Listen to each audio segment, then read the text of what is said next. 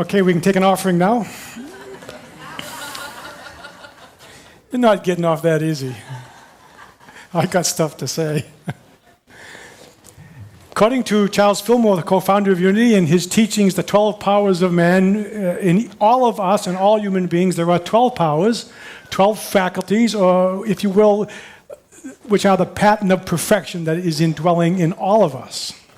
And each month represents a particular power.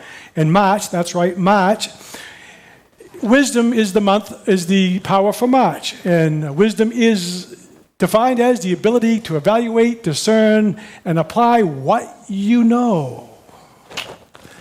The disciple that represents wisdom is James, son of Zebedee. The color is yellow, so we invite you to wear yellow, to carry yellow, to be reminded of your power of wisdom. And the faculty of wisdom is located in the pit of the stomach. Obviously, I must have a lot of wisdom.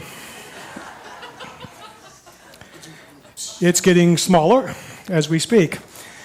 And it's like the gut feeling that you may have. Anyways, we've talked all about wisdom. All the Mainers in the room, everybody who's from the state of Maine or knows anything about Maine, would you please help me in speaking our title today? It's wicked good to be wise. If you're from the state of Maine, wicked good is the absolute greatest compliment you can give anybody. Anybody, especially when you're having supper. Because if you tell somebody that supper is wicked good, guaranteed you're going to get more supper. I know for a fact that wicked good is the greatest compliment you can give. Today I'd like to share a few thoughts about intellect and wisdom. And it's a good thing. They're both very good. Together they're better, however. Charles Fillmore, again the co-founder of Unity, defines the intellect as the power or faculty of knowing. Intellect is not wise. It is hard for the intellect to realize the spiritual I am that I am.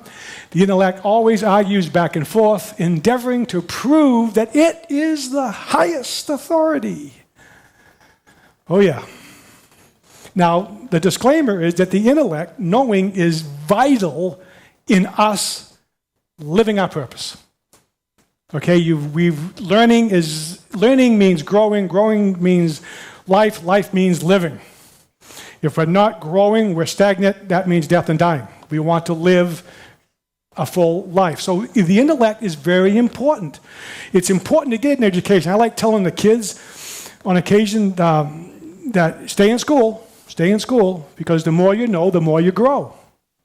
And the more you learn, the more you earn. They like that part. I try to emphasize the growth part, but they like the more you earn. But it is true. You look at, when you go to get hired at a place, you list pretty much first and foremost how smart you are. Now, intellect, again, is vital. We need to learn and grow. As a matter of fact, I believe that when we stop learning, at least for me, I can only speak for myself. Oh, heck, I can speak for everybody. When we stop learning, I believe that the buses come and ascension is forthwith.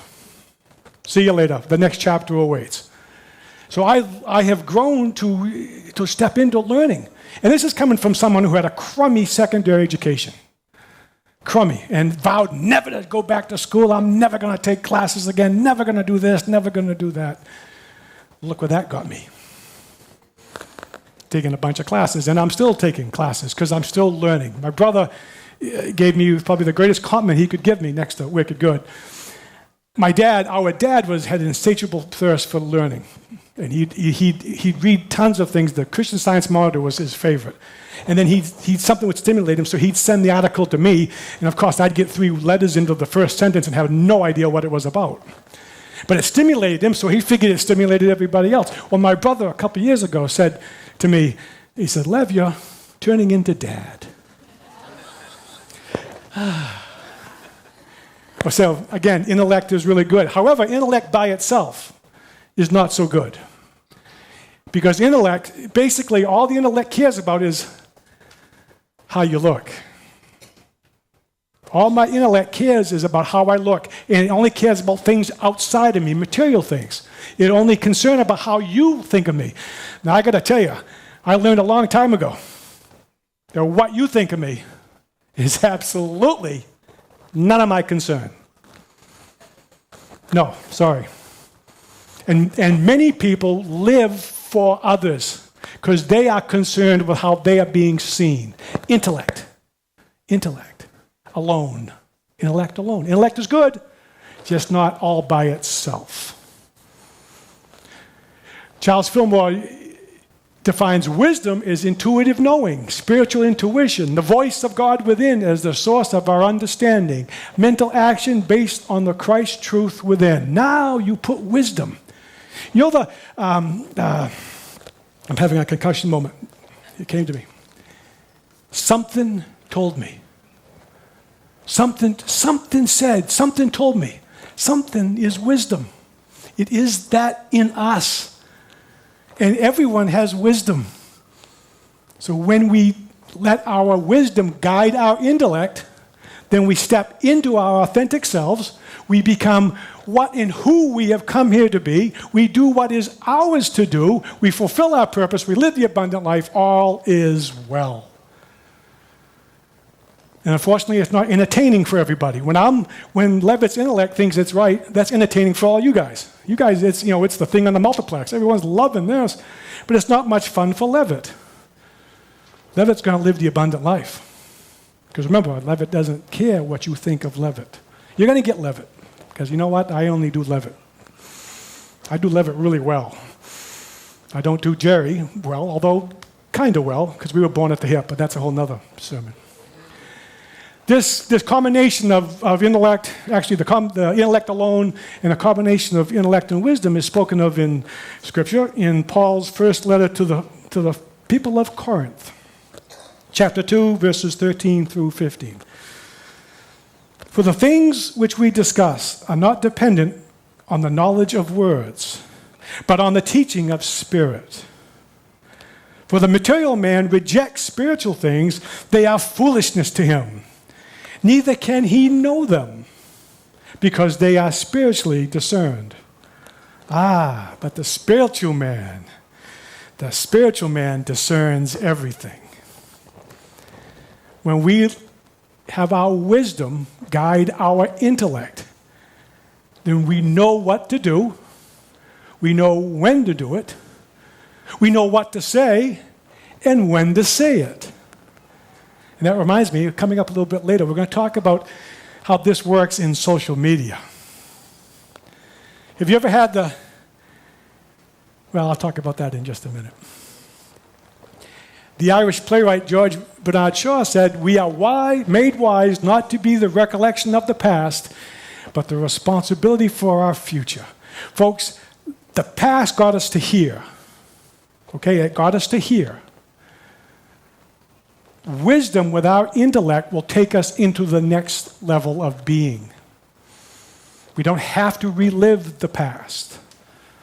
The past is very vital. As a matter of fact, on my ordination day, I was asked, "How do you feel?"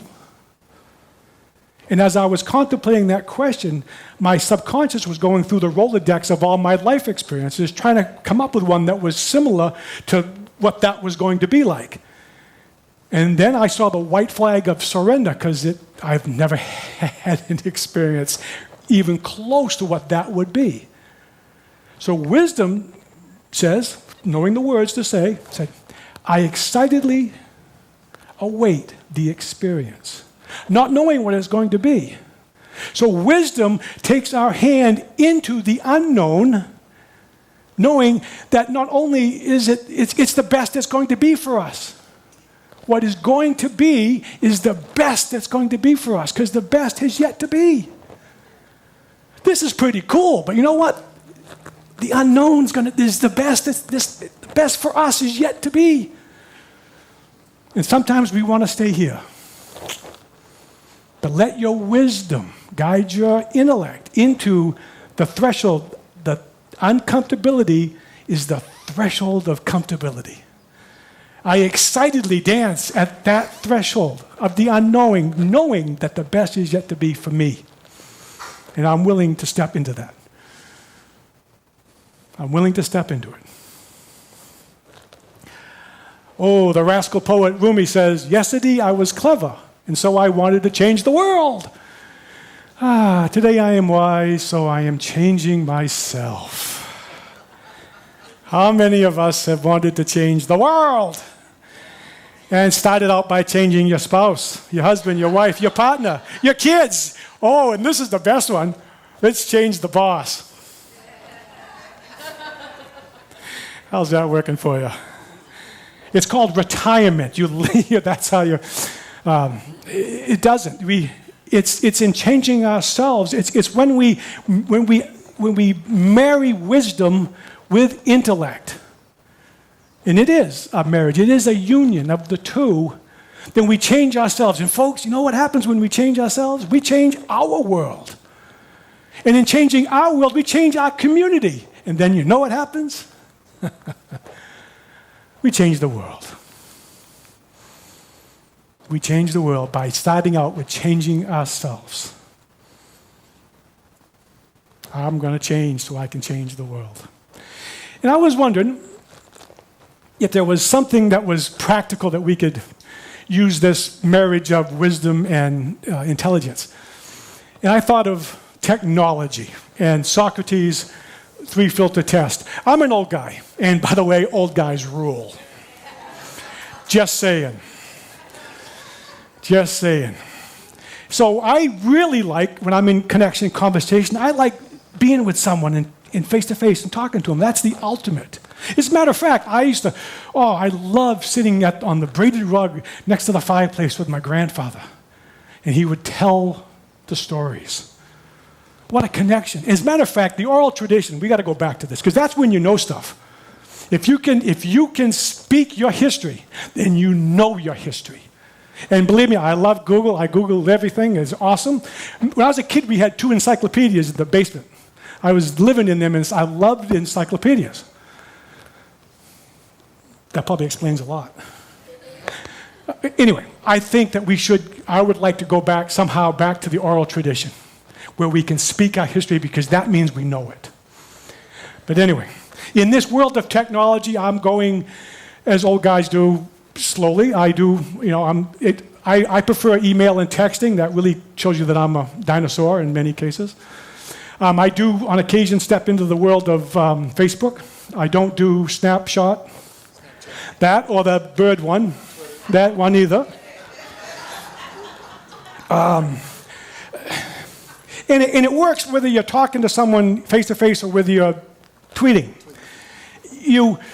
Have you ever said something and had the words about this far away and wanting to go, oh boy, I kind of wished I had some wisdom before I spoke that English.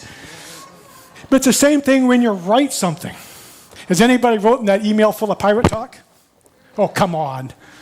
You never have. Yeah, I know, Ralph. I've seen yours. No, just kidding. But you write it. You write that email full of pirate talk, and then, send, not send, delete. See, the thing is, when we're in our intellect alone, it satisfies a great human need to do something. We're doers. We're human doers. We like doing stuff. So you're mad, so you write that email full of pirate talk. And you know what that's done? It's dissipated the energy. But you know what? If you were to send that, no one's going to get your meaning. It's like when you start yelling. When octave goes up, hearing goes down exponentially. So they read the email full of pirate talk. They got no idea what you're talking about. But you wanted to get that because you got all that energy up because you're mad or sad or whatever the feeling you're having. I didn't send it. So you write it. Then you delete it. Then you write the one full of regular speak, and that's how you get your meaning across. And you can talk in a whisper and get a meaning much more powerful than you can from screaming at somebody. So I was wondering how I could somehow make this practical. And a very dear friend of mine, Rosemary Scavuzzo, goes to Unity Windward, very dear friend, shared this triple filter test of Socrates on Facebook. Okay. It is the thing back there. Okay. Okay, I'm going to walk really slow. See, I'm an old guy. And I thought this would be something that we could, it's very practical and very simple, so let's watch and we'll follow along.